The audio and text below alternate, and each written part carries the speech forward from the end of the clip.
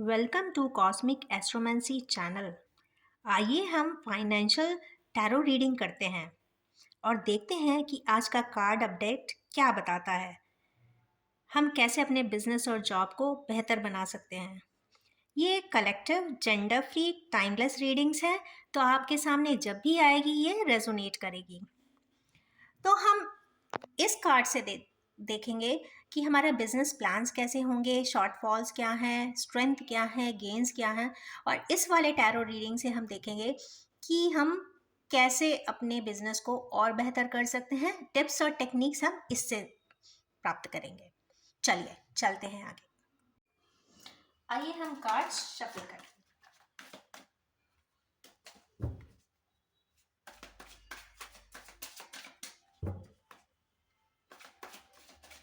हम इसमें से 10 कार्ड्स निकालेंगे।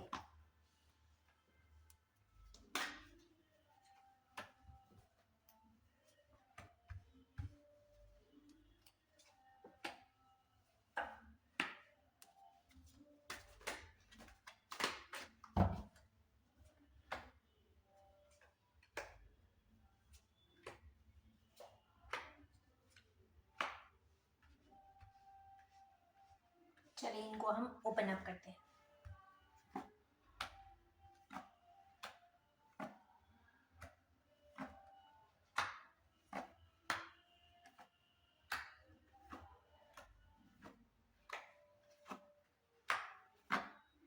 Wonderful. Bottom of the deck है द एम्परर। आइए हम कार्ड्स का एक क्विक लुक देखते हैं, और जिसमें हमें बॉटम ऑफ द कार्ड है द एम्परर। आइए सबसे पहले देखते हैं फर्स्ट कार्ड को। फर्स्ट कार्ड है, इसमें करंट सिचुएशन जो आपका बता रहा है। इसमें किंग ऑफ पेंटिकल्स आया है। देखा जाए तो किंग ऑफ पेंटिकल्स एक सिग्निफिकेंट माइलस्टोन को दर्शाता है। एक बहुत ही काइंड हार्टेड पर्सन के बारे में बताता है, और इस पर्सन में एक नेचुरल एप्टीट्यूड भी होता है, जिससे वो अपनी सारी परेशानियों को, प्रॉब्लम्स को, बिजनेस में आ रहे चैलेंजेस को क्लियर कर सकते हैं, रिजॉल्व कर सकते हैं, और अपने एफर्ट्स और एबिलिटीज़ के बेस पे ये सारे प्रॉब्लम्स का एक बेहतर सॉल्यूशंस को निकाल सकते हैं। तो ये इनका एक करंट सिनेरियो है। आइए देखते हैं सेकंड कार्ड। सेकेंड कार्ड में आया है eight of swords. Eight of swords यहाँ पे ब्लाइंड फोल्डेड भी दिखाई दे रहा है। तो इसका मतलब है कि पर्सन का जो सिनेरियो है, हमारे व्यूअर्स का जो बेसिक सिनेरियो है, वो थोड़ा सा ट्रैप्ड है, कहीं ना कहीं परेशानियों में घिरे हुए हैं, और कई बार हेस्टी डिसीजंस के वजह से भी उन्हें किसी प्रकार की समस्याओं का सामना भी करना पड़ता है। किसी प्रकार की फियर है, किसी प्रकार की एंग्जाइटी भी हो सकती है। थर्ड कार्ड में आया है nine of cups. Nine of cups basically एक इमोशनल पर्सन और लविंग एंड केयरिंग पर्सन के बारे में बताता है, जिसकी बहुत हाई एस्टीम हो। तो आप चाहें तो इस तरीके के पर्सन से अपने लिए कोई एडवाइस ले सकते हैं, या फिर उनसे किसी भी प्रकार का कोऑर्डिनेट करके अपने बिजनेस के प्रॉब्लम्स को रिजॉल्व कर सकते हैं, बेहतर बना सकते हैं, या फिर प्रोग्रेस कर सकते हैं। फोर्थ कार्ड है three of cups. Three of cups का मतलब है सेलिब्रेशन। आपको विजुलाइज करना है कि थ्री ऑफ कप्स का सेलिब्रेशन आप लॉन्ग टर्म में करने वाले हैं।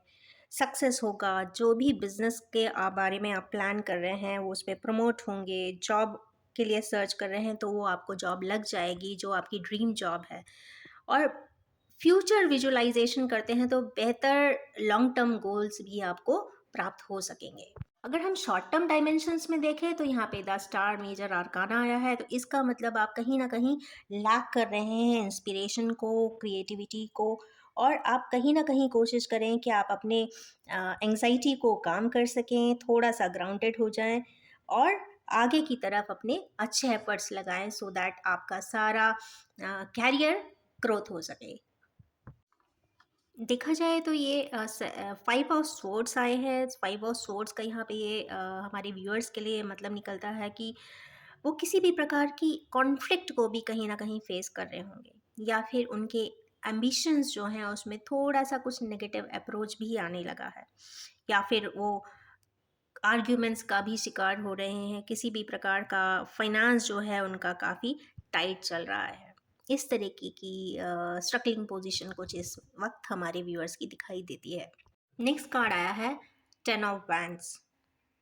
इसका मतलब है कि आपको प्रेजेंट टाइम पे आपको ग्राउंडेड रहना है। अपना जो प्रेशर है, किसी भी प्रकार का जो बर्डन आया है उसको रिड्यूस करने की पूरी कोशिश करनी चाहिए। इसका मतलब है आप फुल ऑफ बर्डन है, बर्डन को रिड्यूस कर सकते हैं। नेक्स्ट कार्ड आया है क्वीन ऑफ पेंटिकल्स। ये एक बहुत ग्राउंडेड लेडी है जो एक रॉक चेयर पे, थ्रोन पे बैठी हुई है। इसका मतलब है, और उनके हाथ में पेंटिकल्स भी है, मनी भी है। इसका मतलब है अगर आप ग्राउंडेड रहते हैं तो कहीं ना कहीं आपको एबंडेंस आना ही आना है। आप इसके लिए मदर नेचर के करीब जा सकते हैं, कुछ प्लांटेशन कर सकते हैं और रेगुलर रूटीन को फॉलो करिए, जैसे सुबह उठना, सन गेजिंग करना, वॉक करना, बेयरफुट घास पे चलना, एक्सेट्रा। अगर हम देखते हैं कि लॉन्ग टर्म फोकस अगर हम करते हैं किसी चीज़ पे, तो उसमें आया है king of swords. King of swords का ही मतलब है कि हमको हाई क्वालिटी मेंटेन करना है, हाई स्टैंडर्ड्स मेंटेन करना है।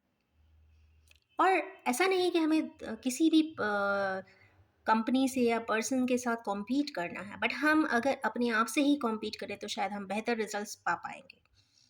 तो यहाँ पे एक बेहतर healthy competition with self is suggested. आप चाहे तो बेहतर एडवाइस ले सकते हैं किसी कैरियर ओरिएंटेड पर्सन से या किसी एक्सपर्ट से। लाइफ को डिसिप्लिन्ड बना कर रखें जिससे कि आप बेहतर रेगुलर शेड्यूल मेंटेन कर सकें और आप आगे की तरफ बढ़ सकें। आपके जो भी एफर्ट्स हों ग्रोथ के लिए वो कंसिस्टेंट होने चाहिए। रेगुलरली प्रतिदिन करते हैं तो काफ़ी अच्छे उसमें प्रोडक्टिव आउटकम्स आपको मिलने के योग बनते हैं।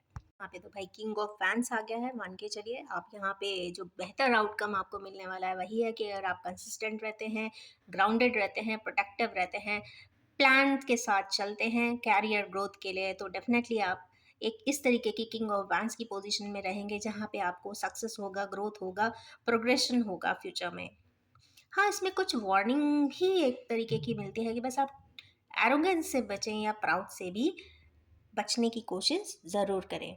आप दूसरे पर्सन के व्यूज़ को भी ज़रूर समझें जिससे कि आप बेहतर मेंटल अप्रोच के साथ आगे बढ़ें, लोगों को समझ सकें।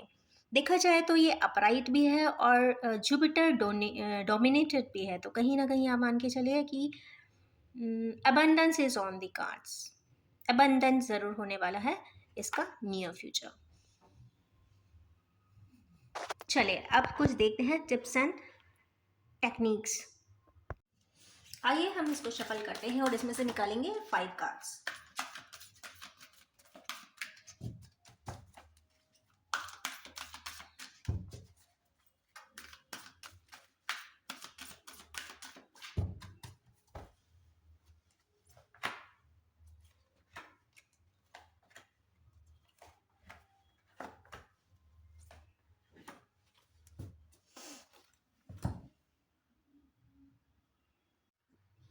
जो एनर्जी कार्ड्स निकले हैं उसमें 5 कार्ड्स में पहला आया है लाइट, नेक्स्ट आया है material harvest, next is awareness, Triumph and choose wisely.